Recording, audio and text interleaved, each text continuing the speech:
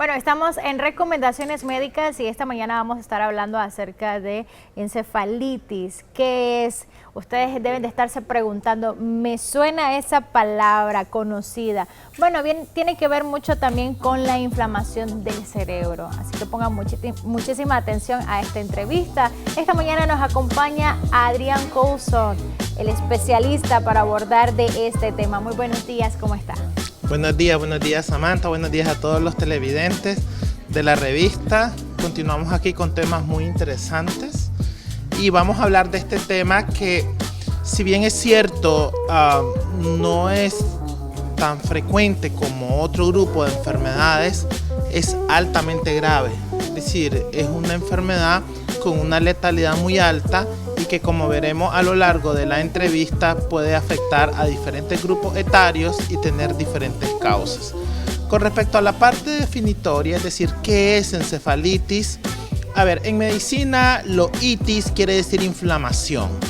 Y aquí podemos componer la palabra encéfalo y después una terminación en itis, es una inflamación del cerebro, literal. Encefalitis es que el encéfalo se inflama.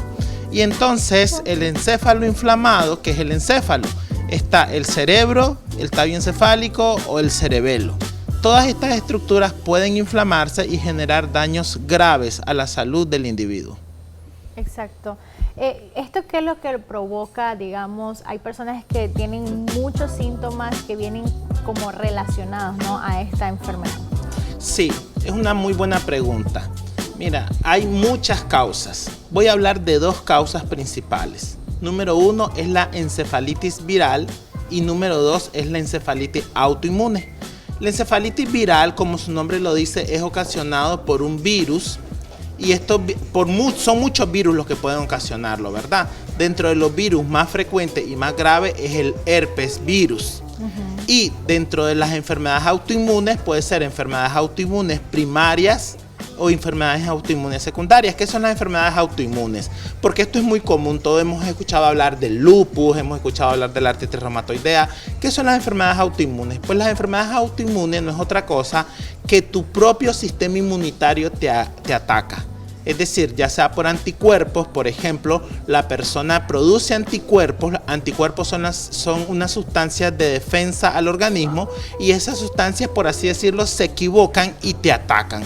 Cuando nosotros hablamos de encefalitis autoinmune, estamos hablando de que hay anticuerpos que se dirigen contra el encéfalo, lo atacan y de ahí vienen los daños. Con respecto a los grupos etarios, puede afectar a cualquier persona en cualquier grupo etario. Es decir, podemos tener encefalitis en niños, podemos tener encefalitis en adultos, podemos tener encefalitis en ancianos.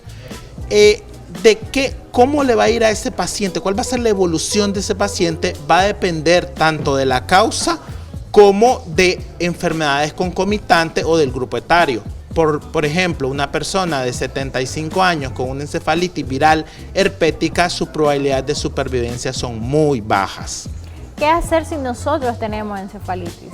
Ok, primero es la identificación y vamos a hablar un poco de los síntomas de la encefalitis. Es muy variada, pero en general se va a caracterizar por estados confusionales. Vamos a tener a un paciente que está confuso, un paciente que puede llegar a convulsionar, puede tener dolores de cabeza, mareo, vómitos, puede estar somnoliento o inclusive en coma. Por ejemplo, una persona que no suele padecer de dolores de cabeza y comienza con dolores de cabeza intensos, dolores de cabeza que empeoran por la noche o lo hace despertarse, dolores de cabeza que aumentan con el esfuerzo físico y pueden llegar a ser muy intensos, hay que tener cuidado que puede ser una encefalitis. O por ejemplo, una persona de cualquier grupo etario que empieza a tener un estado confusional, por ejemplo, a decir palabras incoherentes, a hablar cosas que no vienen al caso, que está totalmente disociado. ¿Pérdida de memoria también puede incluirse? Claro, durante el momento de la encefalitis, la persona ni siquiera recuerda lo que le está diciendo, la persona no sabe lo que está hablando y en los supervivientes de esta enfermedad, ellos tienen una laguna, no saben qué les sucedió durante todo el evento. Bueno, sabemos de que hay tratamientos para este problema, pero ¿tiene alguna cura?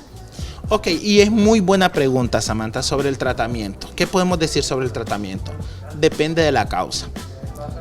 Y la causa, por ejemplo, si es una encefalitis viral, van a ser con tratamientos antivirales. Si es una encefalitis autoinmune, van a ser con medicamentos que bloquean el sistema inmune. Pero algo muy importante es el tiempo en el que le instauramos el tratamiento. Por ejemplo, si a una encefalitis viral herpética nosotros nos demoramos más de 24, 72 horas de iniciar el tratamiento, las probabilidades de supervivencia de ese paciente se pueden reducir tanto como hasta un 20%. Es decir, si a ese paciente no se le lleva urgentemente al médico, las probabilidades de muerte pueden llegar a ser del 80% a más. En el caso de la encefalitis autoinmune, hay que buscar si los anticuerpos solo están afectando el cerebro o son secundarios a una enfermedad sistémica, por ejemplo el lupus eritematoso, en cuyo caso, una vez que nosotros hemos identificado el problema, debemos de darle tratamiento. Medicamentos como corticoides a dosis altas, inmunoglobulinas, algunas terapias biológicas como anticuerpos monoclonales. Esto, aunque es complejo, esto último solamente se va a administrar en una unidad hospitalaria y muchas veces en una unidad de cuidados intensivos. Con respecto al tratamiento, yo pudiera decir que hay dos cosas que son claves. Primero, la identificación de que algo está anormal por la familia, porque el paciente no va a estar en condiciones de tomar decisiones. Y segundo, la identificación por parte de los médicos, porque muchas veces no se identifican este problema, se confunden con problemas psiquiátricos, se le envía a la casa y realmente el paciente se complica en los siguientes días. ¿Y cómo se puede diferenciar este estado confusional de una encefalitis con una enfermedad, por ejemplo, esquizofrenia? Es sobre todo el tiempo. Un paciente que viene con 1 a 2 semanas de síntomas, no vamos a sospechar nosotros que sea un trastorno psiquiátrico, vamos a pensar que es un trastorno neurológico y potencialmente grave. Una vez que ya como médicos nosotros sospechamos el problema, empezamos a hacer estudios y los estudios van a ser muchos. Vamos a hacer estudios de imagen como una resonancia magnética, electroencefalograma, sacarle líquido de la espalda para analizar el líquido cefalorraquídeo y todo esto nos va a ayudar en muchas veces a determinar el diagnóstico. Si no logramos determinar el diagnóstico mediante estos métodos, vamos a dar lo que se llama tratamiento empírico, es decir, vamos a darle el tratamiento que más consideremos que es la causa del problema. Ahora bien, esto puede en ocasiones tener secuelas.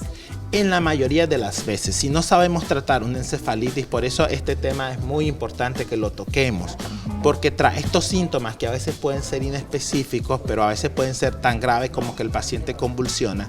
Si no se lleva al médico adecuado, al centro adecuado, o el médico no identifica el problema, las secuelas pueden ser altísimas. Se dice, por ejemplo, que en la encefalitis herpética, cuando el tratamiento no fue oportuno, las secuelas pueden ser hasta en el 90% de los pacientes. Pueden quedar en estado vegetativo persistente, con crisis convulsivas frecuentes. Es un paciente que puede terminar en cama al cuidado de los familiares y esto es una tragedia desde el punto de vista principalmente del paciente, segundo lugar de la familia, pero tercer lugar de la economía de la familia y por tanto altas repercusiones en el país. ¿Y puede conllevar a la muerte?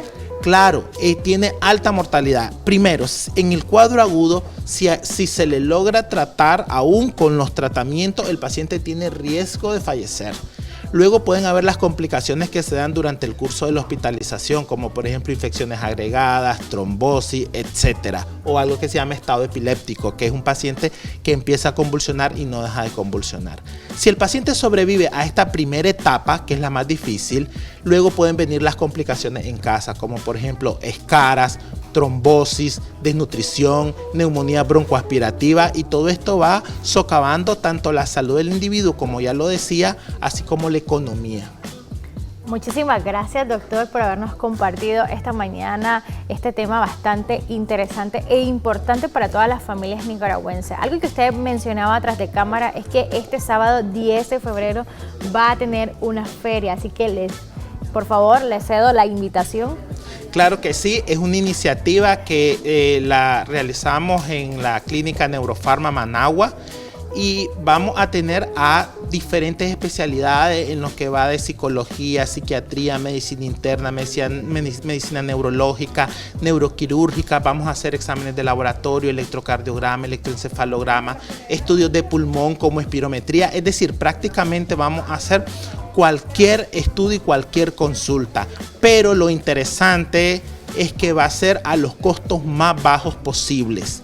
Es decir, va a ser una oportunidad de que un paciente, yo sé que la economía está muy difícil, esta iniciativa viene tras este problema en la economía, hemos bajado a lo más posible los costos para que las personas tengan acceso a una atención de calidad en una clínica especializada. ¿Dónde se va a estar realizando esta feria?